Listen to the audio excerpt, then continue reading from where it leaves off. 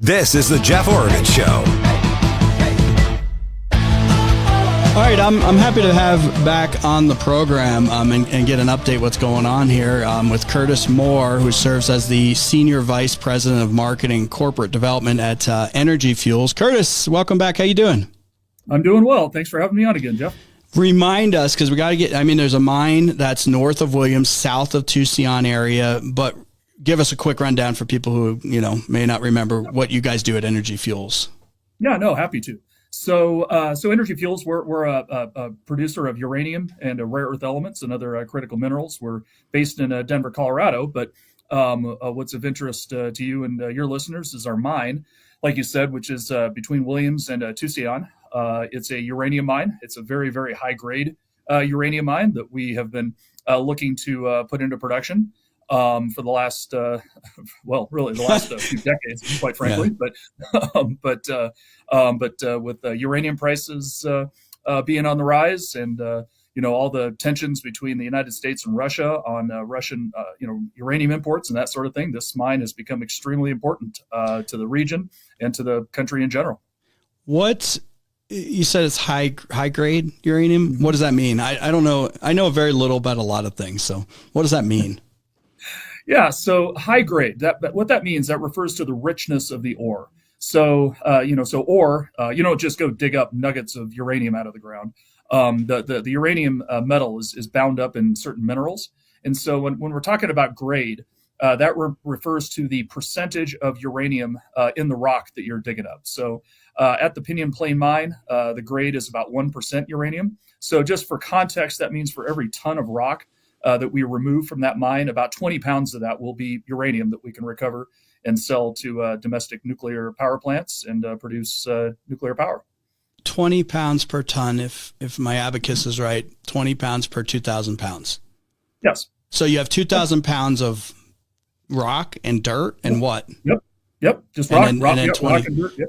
Okay, because the controversy has been, if we can call it that, I guess, is, you got to transport this, because obviously there's not a power plant right there or refining capabilities or anything like that. You're not, well, let me ask you that, Curtis. You're not refining in northern Arizona. You have to get it somewhere. No. Literally, all we're doing is we're digging this uranium-bearing rock out of the ground and transporting it to our mill in Utah. Okay. And everything that our company does deals with what's called natural uranium, and that's not a marketing term, kind of like a natural gas or something like that. It's actually a legal and a scientific term when you're talking about natural uranium. That is uranium as it occurs in nature. It's not very radioactive. I mean, look, you have to handle it carefully, of course, because it's a heavy metal. You don't want to ingest it. You don't want to breathe it in, that sort of thing. But it's not highly radioactive. It only becomes highly radioactive when you enrich it. When you enrich uranium, it's no longer, quote, natural uranium or UNAT or whatever the term may be. And that's where, if you enrich it, it creates a self-sustaining nuclear reaction. You can, again, create heat, boil water, spin a turbine, put energy on the grid. That's how it works. So when you take the uranium out, you have to transport it, and there's approximately 20 pounds per ton. What's a dump truck? It's about 20 tons. Okay, so there's potentially, help me out here, 400 pounds or so of uranium mixed. It's not buried in. I mean, it is buried in there, but it's mixed in. There's a little bit here and a little bit there throughout the truck. Okay. Yeah. It's just sort of bound up in the minerals. Yep. Okay, so the controversy that has erupted is the transportation, because it has to transport from, and you had to go through however many decades or years of approval process here, and you got the approval process. Yes. Okay. Yes. There's an existing EIS. There's an existing plan of operations. Okay. There's existing mining permits, groundwater permits, air permits, EPA approvals, the whole shoot match. Okay. So then you have to drive it. And I know you've given me the route in the past, Curtis, but it goes through Flagstaff. Does it go through Williams, Flagstaff, I-40, and then it has to go north on 89. But then you got to hang a right and you go through, you go through Tuba City and other Navajo. That's where the controversy erupted here a couple months ago. Yeah, a few months ago. It had to do with ore transport. Now, I'll tell you, this mine has been controversial since day one. So this was just one more thing. It's become a bit of bit of a symbol of anti-nuclear activism, unfortunately. Yeah. But, okay. Which is, I don't quite understand that because, I mean, obviously we had the huge election and the country is changing direction in a massive way. And I think that industries like yours, quite frankly, well, any American energy industry, I think is going to do quite well. I don't give you investment advice, but I'm not personally buying windmills right now. And and even solar, and those can have a place in the whole energy pie. Don't get, and I think you agree with that. But I think that we're coming on a massive change here. But you still have, there's still 6 weeks or so left of the current regime, current administration that, I don't know, is it fair to say has not been friendly when it comes to industries like yours and petroleum? I would agree. No, it has not been. It has not been friendly. I don't want to put words in your mouth, Curtis, but yeah. No, you're right. No, you're right. I mean, some of the things that we've had to deal with on this mine, on our mill in Utah. Yeah. It's oftentimes, unfortunately, it's just unscientific nonsense. And it's pretty regrettable because, again, you talk about, this need for electricity. I mean, our society is becoming much, much more energy intensive. Yeah. We need every source of energy we can get, whether it's nuclear, whether it's wind, solar, petroleum, whatever it is. I mean, we need this electricity. That's why, even companies like Amazon and Google and other technology, Microsoft, other technology companies, they are investing in nuclear because they know they're going to need a whole lot of energy for their, data centers and AI and all this kind of stuff. Yeah, the server farms and all that. Yeah. And there is just, I mean, like it or not, there is just a lot of energy in uranium. It's very, very energy dense. You get a whole lot of energy out of a very, very small amount of material. And so, like for instance, our mine in Arizona there, it'll probably produce 4 or 5 million pounds of uranium off of about a 15-acre site. That's it. It's 15 acres. I mean, that's almost nothing when it comes to mining. It's just a small underground mine. It's probably not going to expand, beyond that footprint.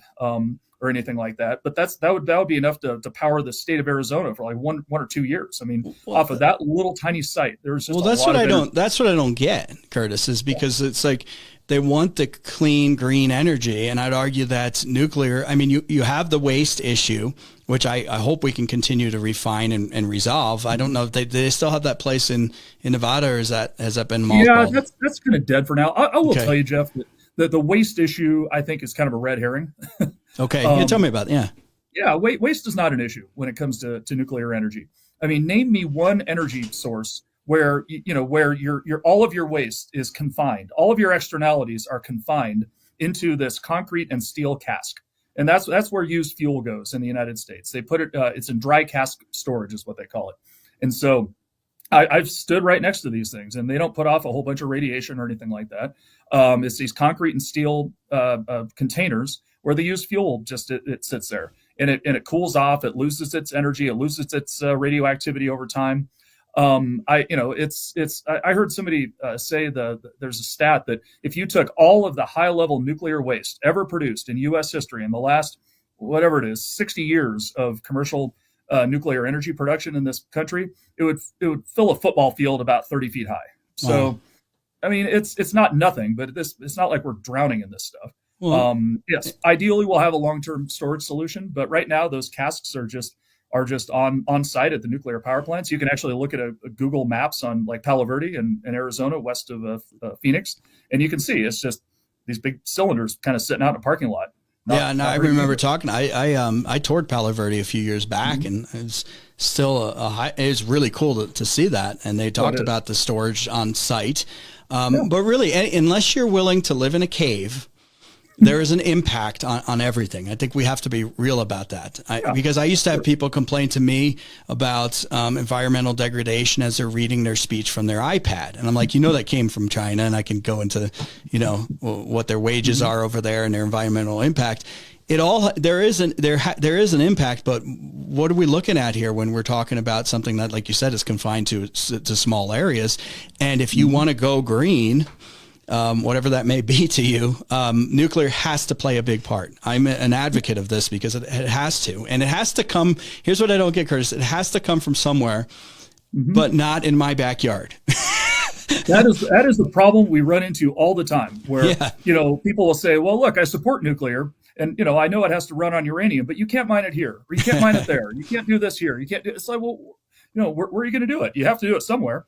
And like when it comes to uranium, we didn't put it there.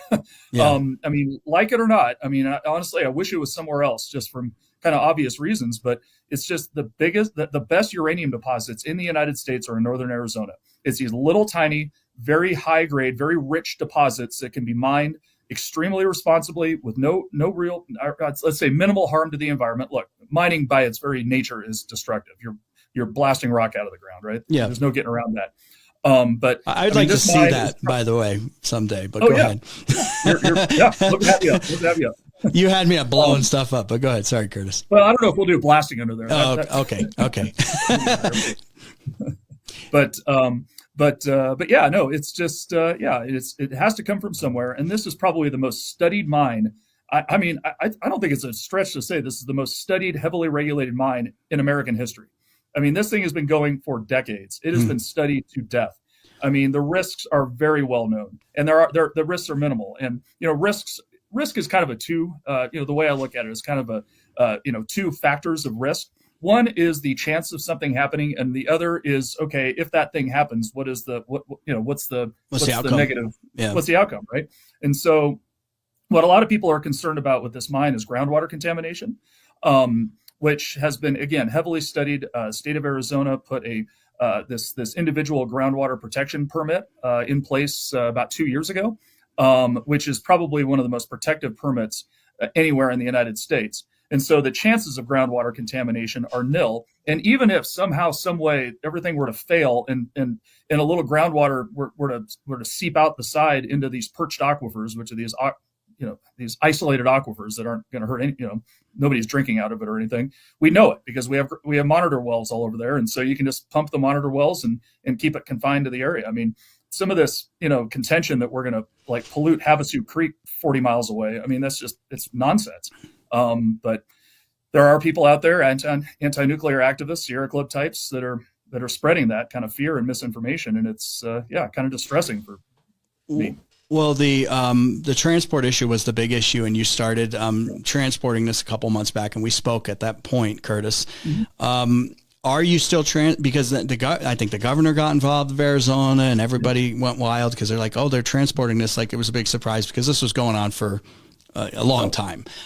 Yes. Are you transporting, or did you halt? What's going on there? Okay, that was shortly after we spoke. Yeah, exactly. We voluntarily decided to pause transport while we had some discussions with the Navajo Nation. And so what happened there was that even though we have all of our permits, all the rights, all of the legal ability to transport ore on federal highways and interstates and that sort of thing. And again, this is heavily regulated by federal law, U.S. Department of Transportation regulations. And keeping in mind that uranium ore is what's called low specific activity material, which is about the lowest level of radioactive materials hauled on roads routinely. I mean, I think I read somewhere that there's something like 3 million loads of radioactive materials that are hauled on U.S. highways every year. Okay, so this is not an unusual thing, and this is about the lowest level radioactive materials you can talk about. But regardless, it upset. Even though the Navajo were they were notified about a lot of this stuff over the past many years, they were surprised by this. And so we, again, voluntarily decided to stop transport while we could have some discussions. And I have to say, those discussions have gone really, really well. I think that, honestly, there's been a certain degree of trust that has been built, not just them with us, but also us with them. I think we came to realize that they really were, acting in good faith there. And they did have some concerns. They have some, a lot of, factors that they have to consider. They have a long history of uranium mining from kind of the old, Cold War era, and a lot of suspicion about it. And I'd be suspicious about it if I were them as well. So even though we've been hauling uranium ore across the Navajo Nation for the last 20 years with no spills, no incidents, no nothing, I think they wanted to have a sit down and see, and learn more about it, and also see if there was anything more we could do to really kind of put their own people's mind at rest. And I think we're getting pretty close. And I think it could be a really nice outcome, not just for us, but also for them. I don't know, maybe I'm a, optimistic, being naive here or something, but I really think this could be the beginning of a great partnership. Do you expect something, any kind of notification soon, or what? I mean, is there anything in the pipeline, or where you at? I mean, we've had, I think, probably 7 or 8 meetings, in-person meetings with them. They've taken tours of our facilities. They've been very cordial, very productive. I don't want to speculate on timing, but I think we're going to get to a really good place with the tribe. Okay. As far as the uranium that you guys mine, I'm just curious because there's been a lot of, obviously this would be an understatement, Curtis, tension with Russia. Quite frankly, we've been on, World War III watch here for a couple weeks, sadly. So are you concerned that there's going to be kind of like what was that movie? I just watched that movie with Jane Fonda, the China Syndrome. Is that the one? Was that from the late 70s or something? And I saw it on Netflix or something. I was like, hey, I never saw this. And it's a typical 70s movie. But after that, there was a very negative, and then 3 Mile Island happened, right? So there's this very negative backlash towards nuclear. Now you've got the threat of nuclear war and what's going on in Ukraine and Russia, a real threat, I might add. This is not just, conspiracy theory stuff. Do you worry that gives the whole industry, it just ties it all together, that, how we make nuclear power is the same stuff as how we, you're going to just also make a bomb, in the back room too? I mean, do you worry about a blowback, I guess, from global affairs? I don't, honestly, that's not something I really thought about. That's what we try to do here, Curtis. Yeah, right. Like I said, you can use uranium for bombs. Our uranium is used for nuclear power plants. So there's no difference. There's it doesn't go down this conveyor belt for that, go down. It's a certain kind of uranium then. Well, it's not a certain kind of uranium. When you're talking about nuclear energy versus bombs, you're talking about the level of enrichment. Okay. So like I said, well, I guess I can do a little, uranium 101 and enrichment 101 here. Please. In nature, uranium, and what I call it, again, back to this natural uranium that I'm talking about, it's roughly 99.3% U-238 and 0.7% U-235. So if you can remember back to your high school chemistry or physics days, that's kind of the 2 main isotopes of uranium. Okay, and it's a stable, state for uranium. I mean, it has a half-life of billions of years. And so, again, if you had this, I have a coffee cup here, if you had, this much uranium in several billion years, half of that will have decayed into something else. So that's why natural uranium is not very radioactive. However, if you want to create a self-sustaining nuclear reaction for a nuclear power plant, you increase the U-235 from 0.7% to 3 to 20%. Okay.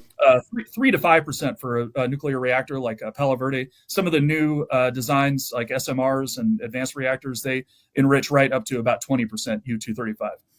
And that creates, again, a self-sustaining nuclear reaction, creates heat. You boil water, essentially, spin a turbine, put energy on the grid.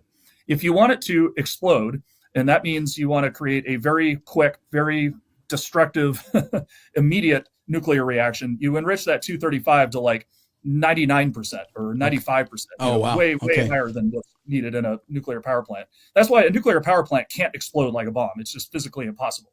You have to enrich the heck out of that U-235. So that's the big difference.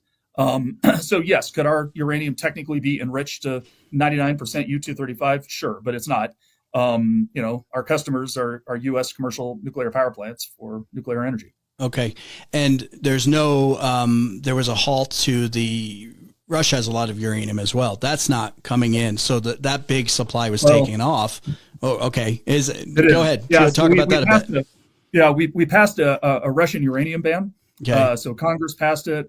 President Biden signed it this past spring, which allegedly was going to cut off all uranium imports from Russia. And we're talking about enriched uranium for the most part, is what we're buying from Russia. We get something like a quarter of all of our enriched uranium used in U.S. nuclear power plants from Russia. So ready to go. Yeah, okay. It needs to be made in, fabricated into fuel, but it's pretty much ready to go. Okay. It's already been enriched. It's already highly radioactive and that sort of thing. That's what comes in from Russia. So we passed this ban. How do they ship that here? It's in ship. teleported or something? Okay, that's enriched uranium. That's enriched uranium. Okay, yeah, all right, yeah. okay, go ahead. Again, this stuff gets trucked around the United States. I mean, and on high seas. Yeah, on the high seas. Yep, okay. Absolutely. Okay, go ahead. Sorry to interrupt, Curtis. Yeah. I mean that gets to the point about ore transport. I mean, look, uranium ore is nothing compared to that stuff. Okay. But anyway. But the ban is in place. But you're saying, is it getting in? Is it still coming in? But the administration's been very generous in giving waivers to the ban. Okay. So we passed a ban. Now we're pretty much we're getting waivers now. It's an interesting world, Curtis. We got rockets going over that are U.S. and British made, and we've got Putin saying you've crossed the red line, and we've got money that we're pumping over to Ukraine, and we got a ban on uranium, but then waivers may come in for uranium for Russia. Well, it's crazy too, because just in the last week or two, Putin said, well, maybe we're going to stop exporting uranium to the United States, which. Yeah, I'd do that if I were him as well. You're kind of, if you're the U.S. and we're gonna pass a ban, but we're gonna offer waivers if because we really need that Russian uranium. Well, if you're Putin, you're kind of like, there's a little kind of like natural. It's kind of like natural gas to Europe, and all that. Okay, but so he said that, and then he revoked a permit. But again, now it sounds like Russia is doing kind of incremental permits. It just seems like there's just sort of this incremental moves by either side. Okay. I mean, because they're smart, U.S. utilities are voluntarily moving off of Russian uranium. And that's a big thing I see coming up, Curtis, with the Trump administration is the push to insource. He's talked about tariffs and things like that. We've seen it here in Arizona, although I don't agree with the mechanism they use with the CHIPS Act and all that, where we're giving billions of dollars to foreign companies to beg them to come over here, where there's an advantage of a Taiwanese company not being in Taiwan or possibly geographically diversifying because of the threat of China. It's the same thing in your industry with uranium mines. We have uranium here. We have tons of resources, not just in your field. We've got tons of natural resources and raw materials here. It would behoove us to do it here and not think that by importing it from somewhere else that there's not the issues that you're fighting about over here for the environmental movement. I would like to consider myself an environmentalist. I think you would as well. I don't want you dumping enriched uranium back in the day it was gasoline in the rivers and stuff from the refineries when they were dumping that stuff because it was a byproduct. Nobody wants that. We've come a long way in this country on pollution, but then we've also gone too far with regulations. I know the Trump administration has been looking at, and Elon Musk and Vivek Ramaswamy, the Department of Government Efficiency. Do you see the EPA as something as a target of the Trump administration? Do you see it panning out differently than it is now, or do you think we're going to be the same way 4 years from now as we are now? Well, I don't know. I do think that there's some things that should probably be done to the EPA to rein them in a bit. They pulled something on us with our mill about 3 or 4 years ago that was it just flummoxed us, where they basically revoked an approval that they had given us. It was pretty bad, and we're hearing some noise that they're maybe on their way out of the Biden administration, they may be releasing a report on our mine. We don't know what it'll say. I mean, honestly, the EPA, I think they were requested to do it by the tribes. By the Havasupai tribe, just to look at groundwater. But look, the groundwater has been studied over and over again. There is so much knowledge about how groundwater acts and how it's protected and that sort of thing. And again, any contention that this mine is going to impact the Havasupai, which is literally 45 miles downstream. It's about, Supai is 35 to 40 miles as the crow flies. It's just, there's no connection of any kind. And again, I'm not even sure under the worst environmental disasters in world history, has groundwater contamination ever gone 40 miles? I don't know, but that's a long way. That's a long way. Yeah. Okay. And especially with all the wells and groundwater monitoring we have to do, there's just no way that'll happen. Yeah. So anyway, we'll see what the report says. Okay. Yeah. But at the end of the day, the science is very, very well known. Well, this is my point, though, Curtis. I'm like, we're outsourcing so much of this stuff, rare earth materials. We even make deals with Venezuela to get oil in here because we didn't have, we needed it, even though we're dealing with a bad regime. How many bad regimes in the world and Putin would be a bad regime, quite frankly. How many bad regimes? Well, by the way. Yeah, exactly. And it's like, we've got it here. Wouldn't you rather? And if it's not the EPA, I mean, you also have to deal with the Arizona issues as well. ADEQ, the Department of Environmental Quality, they're great. They're the ones that have really studied this. They're the ones that have really done all the hard work on the ground and made these evaluations that this mine can operate responsibly. So we have no complaints with the state of Arizona. But honestly, get it out as local as possible. Yeah, I think we live in the past, though, because, could you remember, like I said, back to the oil refineries that were dumping gasoline in the 1800s, in Ohio, wherever the heck that was, and it was literally catching on fire. Yeah. We live in a different world. Could you imagine the viral video of, there's this company dumping gasoline in the river again and nothing happens? Look, if you go back to, say pre-1970s, the 1970s were kind of the turning point for environmental regulation in this country. Before that, there was a lot of bad stuff that happened, but the 1970s is when you had NEPA. Now, look, NEPA has been abused, but I won't go there. But the Clean Water Act, Clean Air Act, Safe Drinking Water Act, Endangered Species Act, kind of all these seminal environmental laws were put in place, and they probably needed to be put in place because a lot of environmental degradation was happening prior to that time. But I feel like the pendulum has swung so far to the other side where it's just, don't do anything anywhere. I mean, or you have to, quantify, every tiny, tiny little risk. One of the things that I think this EPA report may say, again, I'm completely speculating, is that, there's the risk is very, very small, but we can't rule out the fact that, possibly some groundwater contamination could possibly get somewhere. But honestly, we're talking about risks. Did you evaluate the risk of a meteor strike? What about if Glen Canyon Dam were to fail? What if an airliner were to hit the it's just there's all kinds of possibilities. Yeah, I did watch the first Superman movie last night though with my kids, the original one from '78, and the Hoover Dam was destroyed by nuclear missiles that Lex Luthor hijacked. So anything is possible, right? Well, and that's the thing is that you can always just be what if. But if you do that, you'll never get anything done. You wouldn't drive to work in the morning. It's just if you look at the stats on driving.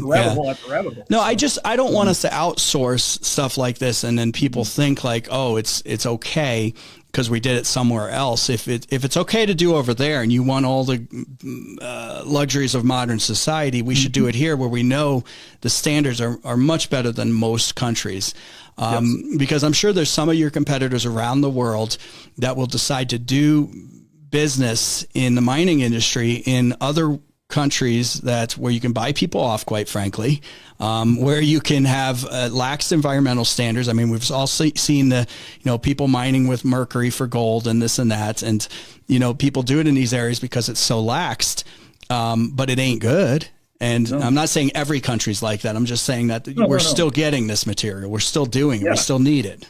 Yeah. And again, I'm not against imports of even critical minerals like uranium or rare earths or anything like that. But let's import it from our friends.